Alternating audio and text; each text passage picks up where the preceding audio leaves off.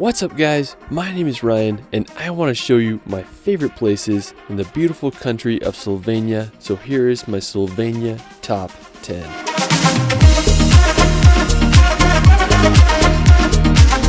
I have to say Slovenia is one of the most underrated countries in all of Europe. From the Adriatic Sea to the Julian Alps, Slovenia has so many hidden gems waiting to be discovered. Let's start this video off at the fairy tale destination of Lake Bled. Now located about a 40-minute drive outside of Slovenia's capital, Lake Bled is one of Europe's most scenic lakes. It's home to Slovenia's only island, which has a church built upon it. Now it's called the Church of Mary the Queen, and it was built all the way back in the 16th century. I definitely recommend renting a rowboat to paddle out to the island, or you can also just walk around the lake's rim. Now another incredible feature of Lake Bled is its castle. Now it's Slovenia's oldest castle, with its history dating all the way back to the 11th century.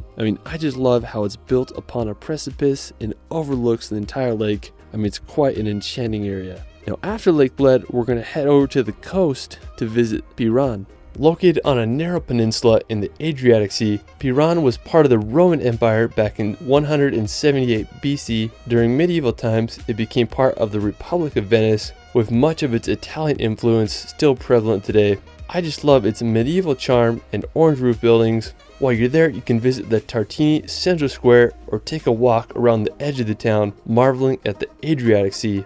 Piran is a hidden gem that deserves a visit. Afterwards, we're going to head to the mountains to visit the Julian Alps. Now located in the northwestern corner of the country, the Julian Alps are home to the tallest mountains in all of Slovenia. They remind me a lot of the Italian Dolomites. Now the tallest peak of the Julian Alps is Mount Triglav, which stands at an elevation of 2,864 meters. Now one of my favorite peaks in the Julian Alps is called Mangart. It's located right on the Italian-Slovenian border, and what I like about it is that you can drive on Slovenia's highest road to get there. It's a little sketchy driving up there, but nothing like a good mountain drive. Now on the Italian side of Mangart, there's this little alpine lake called Lago di Fucine that offers a spectacular view of Mangart's northern face. Now another beautiful place in the Julian Alps is Lake Bohinj.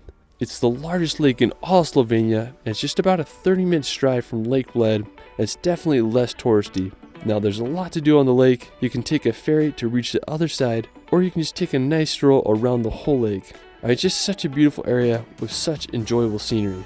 Now afterwards, we're going to visit the river Soca. With its source being in the Julian Alps, the river Soca is considered to be one of the most beautiful rivers in all of Europe, with its distinct, crystal clear emerald waters. It reminds me a lot of the water in Switzerland's Valle Versasca. Now during World War I, the largest mountain battle in history took place here, which is pretty crazy to think about. Now today, the river is a great place for kayaking and rafting.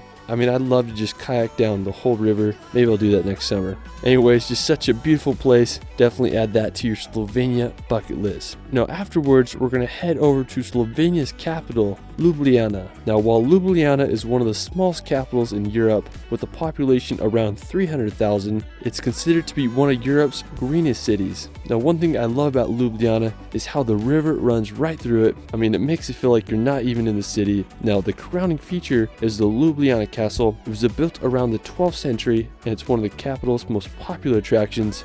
Now another great thing about Ljubljana and just Slovenia in general is that you can pretty much get to any part of the country with a relatively short drive. Now one of the most fascinating places in Slovenia is the Predjama Castle. Now it's located just 50 minutes from Ljubljana, and it's the world's largest cave castle. It dates all the way back to the 13th century and has a fascinating history. Now the castle was destroyed 2 times, but the castle that you see today was built in 1570 in a Renaissance style, and the castle is virtually the same today as it was all the way back then. It would have been so interesting to live here during medieval times. Now afterwards, we're going to head over to eastern Slovenia to visit Ptuj. Now located about an hour and a half's drive from Ljubljana, Ptuj is the oldest recorded city in Slovenia. It was inhabited during the Stone Age and served as a Roman military fort in 69 AD. Today it's a charming city, and I love how the castle overlooks the town. Now another great thing about eastern Slovenia is it's home to a beautiful wine country, and there's just endless rolling hills and vineyards that dot the landscape. Just so beautiful to drive around there. Now afterwards, we're going to head over to the Kamnik-Savinja Alps.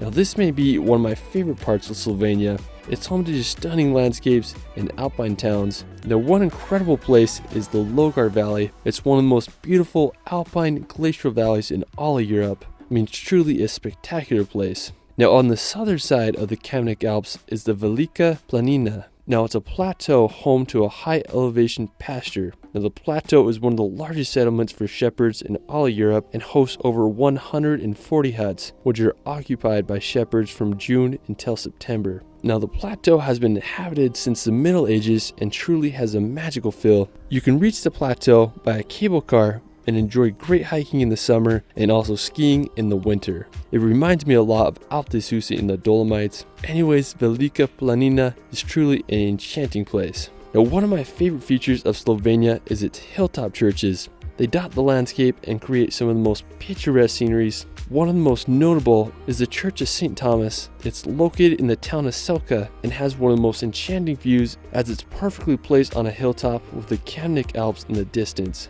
Another scenic chapel is the Church of St. Primoz and Felician. It's located in the town of Jamnik, and the church was built back in the 16th century and it offers one of the most beautiful settings with a path that leads up to the church with the backdrop of the Alps. I mean, it doesn't get more spiritual than a church in nature. Well, that is it for my Slovenia top 10. Let me know where your favorite place is in Slovenia in the comments below. I also started a relaxation channel where I post hour-long films to bring some peace and nature in your life. I did a film on Slovenia that I'll link at the end of this video. You can find me on TikTok and Instagram at shirley.films. It's Ryan, and we will see you later.